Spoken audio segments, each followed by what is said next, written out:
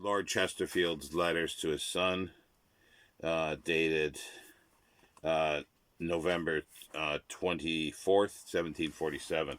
Dear boy, as often as I write to you, and that you know is pretty often, so often I am in doubt whether it is to any purpose, and whether it is not labor and paper lost.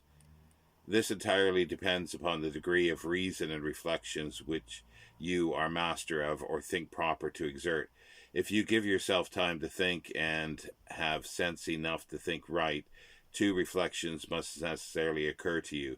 The one is that I have a great deal of experience and that you have none. The other is that I am the only man living who cannot have, directly or indirectly, any interest concerning you but your own, from which two undeniable principles, the obvious and necessary conclusion is that you ought, for your own sake, to attend to and follow my advice. If by the application which I recommend to you, you require great knowledge, you alone are the gainer. I pay for it. If you should observe, if you should deserve either a good or a bad character, mine will be exactly what it is now, and will neither be the better in the first case nor the worse in the latter. You alone will be the gainer or the loser. Whatever your pleasures may be, I neither can nor shall envy you them, as old people are sometimes suspected of young people to do, and I shall not lament if they should prove such as are unbecoming a man of honor or below a man of sense. But you will be the real sufferer if they are such. As therefore it is plain that I can have no other motive than that of affection in whatever I say to you, you ought to look upon me as your best and for some years to come your only friend.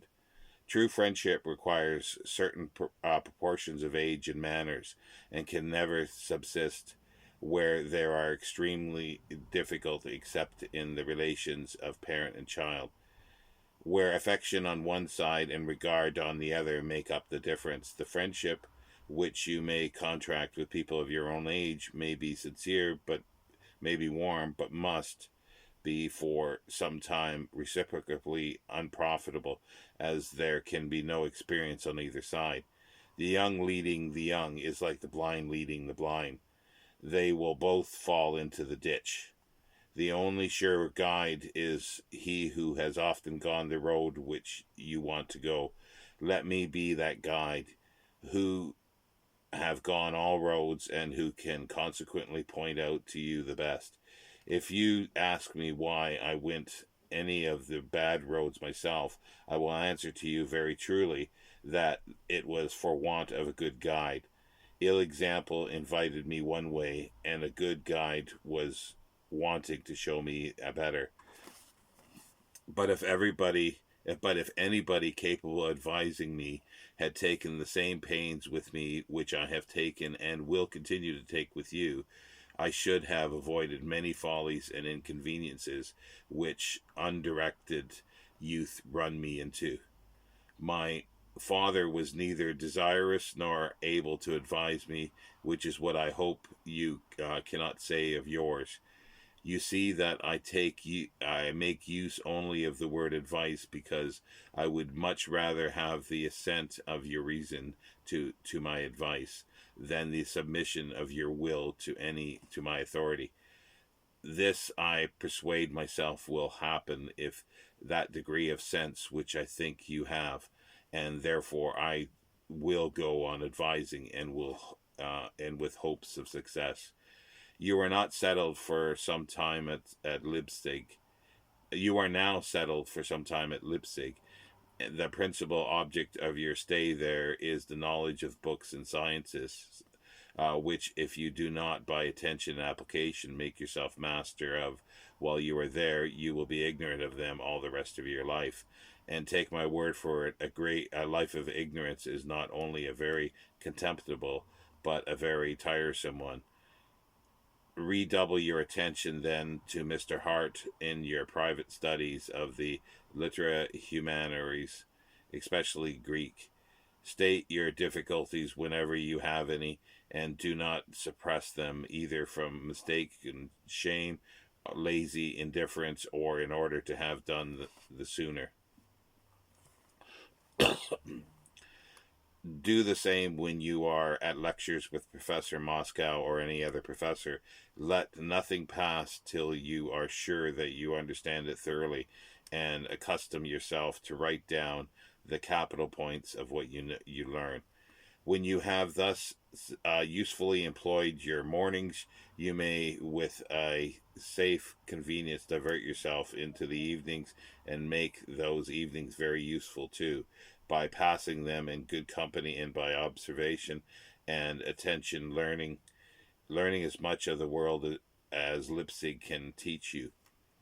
You will observe the intimate the manners of the people of the best fashion there, but that they are, it may be, the best manners in the world, but because they are the best manners of the place where you are, to which a man of sense always conforms.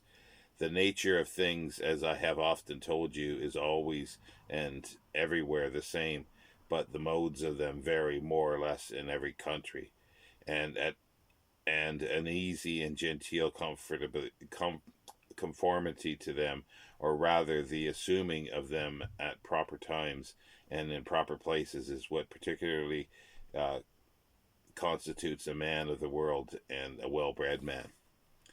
Here is advice enough, I think, and too much it may be. You will think for one letter. If you follow it, you will get knowledge, character, and pleasure by it.